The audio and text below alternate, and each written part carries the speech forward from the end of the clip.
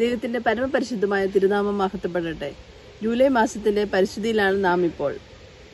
മാർ ഇവാനിയോസ് പിതാവിന്റെ കബറിടത്തിലേക്കുള്ള തീർത്ഥാടന പദയാത്ര മലങ്കര സഭ ലോകമെമ്പാടും ആരംഭിച്ചു കഴിഞ്ഞു. ആ വന്യ പിതാവിന്റെ 73ാമത് ഓർമ്മ പെരുന്നാളിൽ ആണല്ലോ നമ്മൾ. ഈ നല്ല പിതാവിനെ നമ്മുടെ സഭയ്ക്കും ആഗോള സമൂഹത്തിനും നൽകിയ ദൈവത്തിന് നമുക്ക് ആദ്യമായി തന്നെ നന്ദി പറയാം. ധന്യന്മാർ ഇവാനിയോസ് തിരുമേനിയെ നേരിട്ട് കണ്ടിട്ടുള്ളവർ ചുരുക്കമാണ്. അദ്ദേഹത്തെ കേട്ടിട്ടുള്ളവരും വായിച്ചിട്ടുള്ളവരും ആ കബറിടം സന്ദർശിച്ചിട്ടുള്ളവരും അനേകരാണ്. അദ്ദേഹത്തെ ഏതെങ്കിലും രീതിയിൽ നോക്കിക്കണ്ടിട്ടുള്ളവർ ആ ജീവിതത്തിന്റെ വിസ്മയം തിരിച്ചറിയും. കബറിടത്തിങ്കൽ ഒരു പ്രാവശ്യം വന്ന് പ്രാർത്ഥിച്ചിട്ടുള്ളവർക്ക് അതിന്റെ വലിയ കൃപ ലഭിച്ചിട്ടുണ്ടാകും എന്നത് ഒരു വസ്തുതയാണ്. ധന്യന്മാർ ഇവാനിയോസ് തിരുമേനിയുടെ ജീവിതവുമായി സുവിശേഷം വചനം ചേർത്ത് വെച്ച് വായിക്കുമ്പോൾ മനസ്സിലാകും, മാവേലിക്കരയിലെ പണിക്കർ കുടുംബത്തിൽ പിതാവിന് ലഭിച്ചത് പരിശുദ്ധാത്മ കൃപയുടെ ആദ്യ പാഠങ്ങളാണ്. വിശ്വാസമുള്ള ഒരു കുടുംബം, ദൈവത്തോട് ചേർന്ന് നിന്ന കുടുംബം, മാതൃഭക്തിയിൽ ഉറച്ചു നിന്ന കുടുംബം, ആ നല്ല നിലത്തിലൂടെ ദൈവം ആ വിത്തിനെ മുളപ്പിച്ച് വളർത്തി സഭയ്ക്കും ആഗോള സഭയ്ക്കും അനുഗ്രഹമാക്കി മാറ്റി. ധന്യന്മാർ ഇവാനിയോസ് പിതാവിന്റെ മാതാപിതാക്കളുടെ പ്രാർത്ഥനാ ജീവിതം പിതാവിനെ ഏറെ സ്വാധീനിച്ചു. സത്യസഭയെക്കുറിച്ചുള്ള കാഴ്ചപ്പാട് പിതാവിന് ലഭിച്ചത് കുടുംബത്തിൽ നിന്ന് തന്നെയാണ്. ഉത്തമമായ കുടുംബങ്ങളാണ് സഭയുടെ സ്വത്ത്. ആ കുടുംബങ്ങളിലെ ആത്മീയതയാണ് സഭയുടെ വളർച്ച. പിതാവിന്റെ കാഴ്ചപ്പാടിൽ കുടുംബങ്ങൾ എന്നത് പ്രാർത്ഥനയുടെ ഇടമാണ്.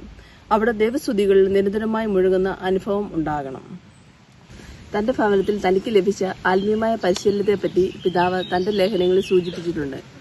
തന്റെ അടിസ്ഥാനപരമായ ദൈവബോധം തന്റെ കുടുംബത്തിൽ നിന്നാണ് ലഭിച്ചതെന്ന് എടുത്തു പറയുന്നുമുണ്ട്. ധന്യന്മാർ ഇവാനിയോസ് പിതാവിന്റെ അജപാലനപരമായ സമീപനങ്ങൾ കുടുംബങ്ങളോടുള്ള ശ്രദ്ധയായിരുന്നു. 1942 ഏപ്രിൽ 18-ാം തീയതി പിതാവ് ഒരു ഇടയലേഖനം തന്നെ കുടുംബങ്ങൾക്ക് വേണ്ടി എഴുതിയിട്ടുണ്ട്. ആ ഇടയലേഖനത്തിൽ ആരംഭിക്കുന്നത് ഇപ്രകാരമാണ്: കത്തോലിക്കരായ നമ്മുടെ ഭവനങ്ങളിൽ കുടുംബ പ്രാർത്ഥന മുടക്കം കൂടാതെ നടത്തുന്ന വിഷയത്തിൽ പൂർവാധികം ഉത്സുകരാകണം എന്ന് എല്ലാവരെയും ഞാൻ ഓർമ്മിപ്പിക്കുന്നു. സന്ധ്യാപ്രാർത്ഥനയിൽ ഭവന പ്രാർത്ഥനയിൽ എന്തെല്ലാം ഉൾപ്പെടുത്താമെന്നും എങ്ങനെയെല്ലാം പ്രാർത്ഥനാ മനോഭാവങ്ങൾ ക്രമീകരിക്കാമെന്നും പിതാവ് വിശദമായി തന്നെ പറയുന്നുണ്ട്. കുടുംബം എന്നത് സമൂഹത്തിന്റെ അടിത്തറയാണ്.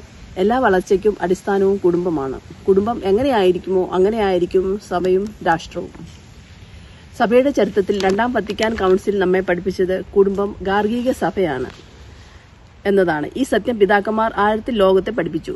പിന്നീട് വന്ന സഭാപിതാക്കന്മാരും അതിനെ കൂടുതൽ ശക്തമായി അവതരിപ്പിച്ചു. ഭാഗ്യസ്മരണാർഹനായ പരിശുദ്ധ ഫ്രാൻസിസ് മാർപ്പാപ്പയും നമ്മോട് വീണ്ടും പറഞ്ഞു, കുടുംബത്തിലേക്ക് നോക്കണം, കുടുംബത്തെ ശക്തിപ്പെടുത്തണം, വിശ്വാസമുണ്ടോ ധാർമ്മികതയുണ്ടോ എന്ന് പരിശോധിക്കണം. ഈ പശ്ചാത്തലത്തിൽ ധന്യന്മാർ ഇവാനിയോസ് തിരുമേനി വത്തിക്കാൻ കൗൺസിലിന് മുൻപേ തന്നെ കുടുംബത്തെക്കുറിച്ച് പ്രവാചക ശബ്ദമായി സംസാരിച്ചു. അദ്ദേഹത്തിന്റെ പ്രസിദ്ധമായ കാഴ്ചപ്പാട് ഇങ്ങനെയായിരുന്നു: നമ്മുടെ അതിഭദ്രാസന ദേവാലയങ്ങളും ആശ്രമങ്ങളും സ്ഥിതി ചെയ്യുന്നത് നമ്മുടെ കുടുംബങ്ങളിൽ ആണ്.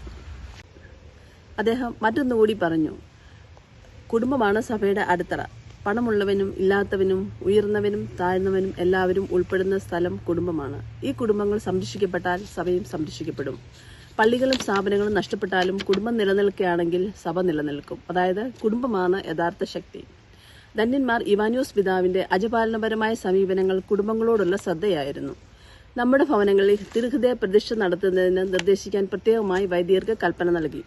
കുടുംബത്തിനകത്ത് പ്രാർത്ഥന നിലനിൽക്കണം. 7 യാമ പ്രാർത്ഥനകൾ സാധിച്ചില്ലെങ്കിൽ പോലും രാവിലെയും ഉച്ചയ്ക്കും വൈകുന്നേരവും ഒരുമിച്ച് പ്രാർത്ഥിക്കണം.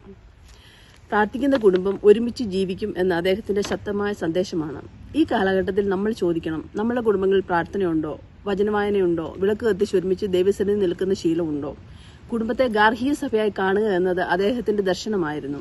വ്യക്തിപരമായ ആത്മീയതയും കുടുംബ പ്രാർത്ഥനയും ഒരുമിച്ച് വളരണമെന്ന് അദ്ദേഹം പഠിപ്പിച്ചു.